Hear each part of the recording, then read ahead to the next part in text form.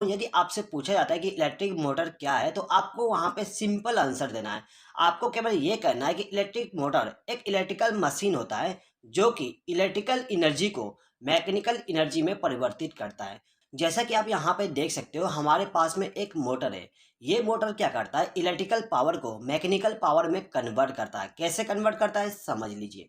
देखिए, इस मोटर को रन कराने के लिए हमें इलेक्ट्रिकल पावर सप्लाई देना पड़ता है, चाहे वो हम सिंगल फेज का पावर सप्लाई दे या फिर थ्री फेज पावर सप्लाई दे। ठीक है, जब हम इसको थ्री फेज पावर सप्लाई या फिर सिंगल फेज पावर सप्लाई देते हैं, तो इसके अंदर जो वाइंडिंग होता है वो क्या करेगा, मैग्नेटिक फील्ड जनरेट करेगा। और वो जो मैग्नेटिक फील्ड होता है वो क्या करता है, इसके अंदर जो रोटर होता है उसको घुमा देता है, यानी कि इसको रोटेट करने लगता है।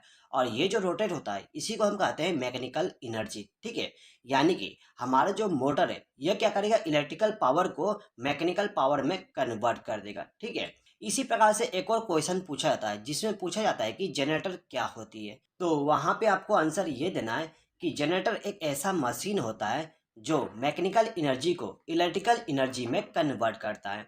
दोस्तों, जैसा कि आपको मालूम है कि जो हमारा जनरेटर होता है उसमें हम क्या करते हैं, डीजल के द्वारा एक इंजन को रन कराते हैं।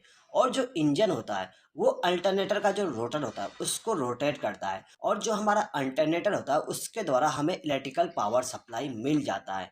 ठीक है, तो यहाँ पे आपको केवल आंसर इतना ही देना होता है कि जनरेटर एक ऐसा मशीन है जो मैकेनिकल एनर्जी को इलेक्ट्रिकल एनर्जी में परिवर्तित करता है, यानी कि कन्वर्ट करता है। दोस्तों, यहाँ पे आपसे इंटरव्यू में एक और क्वेश्चन पूछा जा सकता है। क्वेश्चन आपका ये हो सकता है कि जो हमारा जनरेटर होता है उस जनरेटर पे हम कितना एम्पियर तक लोड को कनेक्ट कर सकते हैं। ये जो क्वेश्चन है बहुत ही इम्पोर्टेंट है। ठीक है, तो दोस्तों उसके लिए मैंने एक वीडियो ऑलरेडी बना दिया हूँ।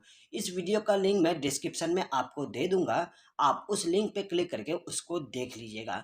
चलिए दोस्तों, अब हम चलते हैं हमारे नेक्स्ट क्वेश्चन पे। नेक्स्ट क्वेश्चन हमारा ये है कि एमसीबी और फ्यूज में डिफरेंस क्या है। तो दोस्तों, यहाँ पे सबसे पहले इनका मतलब समझ लीजिए। जो हमारा एमसीबी होता है, एमसीबी का फुल फॉर्म होता है मिनिएचर सर्किट ब्रेकर।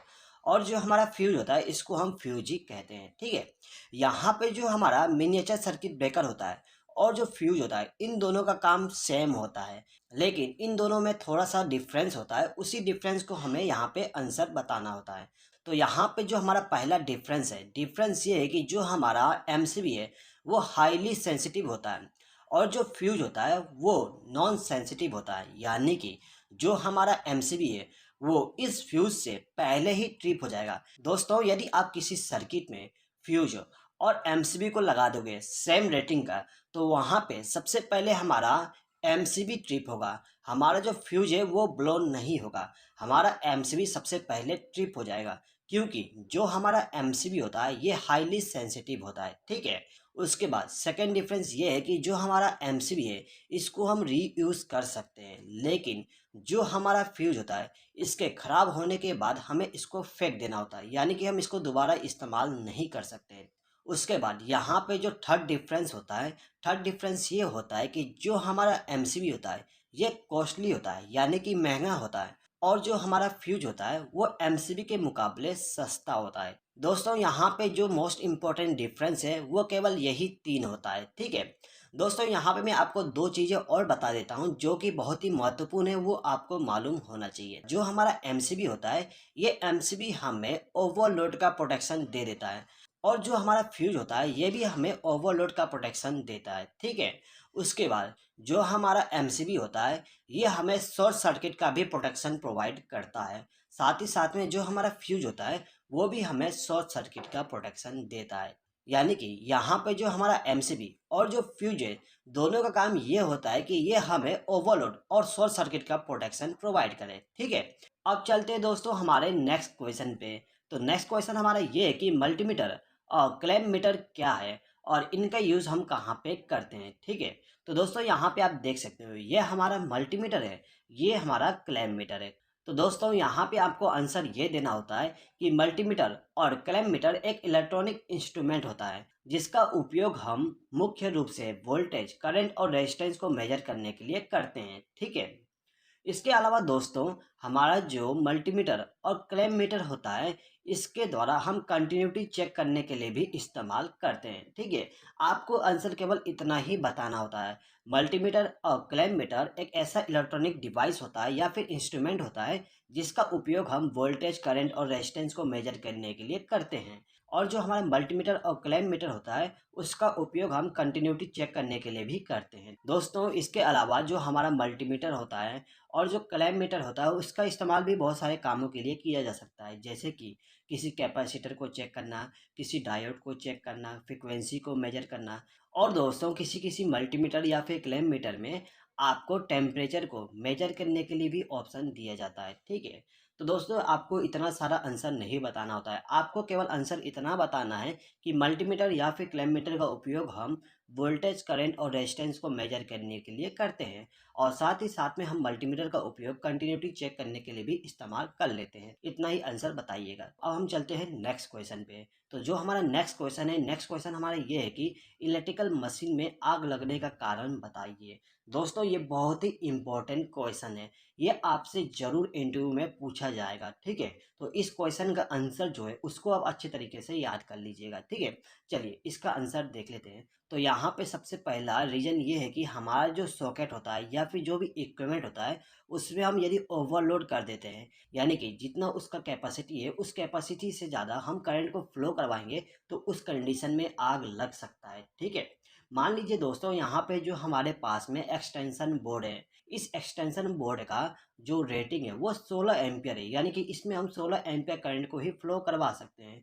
लेकिन यहाँ पे यदि आप ज़्यादा करंट को फ्लो करवाओगे, तो उस कंडीशन में इसमें आग लगने का चांसेस बहुत ज़्यादा बढ़ जाता है। ठीक है, इसके बाद इलेक्ट्रिकल इक्विपमेंट में आग लगने का जो चांसेस होता है वो होता है शॉर्ट सर्किट के वजह से, यानी कि जो हमारा फेस वायर और जो न्यूट्रल वायर होता है वो आपस में टच हो जाता है, या फिर फेस वायर हमारा अर्थ के साथ में टच हो जाता है, तो उस कंडीशन में शॉर्ट सर्किट हो जाएगा और शॉर्ट सर्किट के कंडीशन में आग लग सकता है। इसके बाद जो थर्ड रीजन होता है वो होता है लूज कनेक्शन।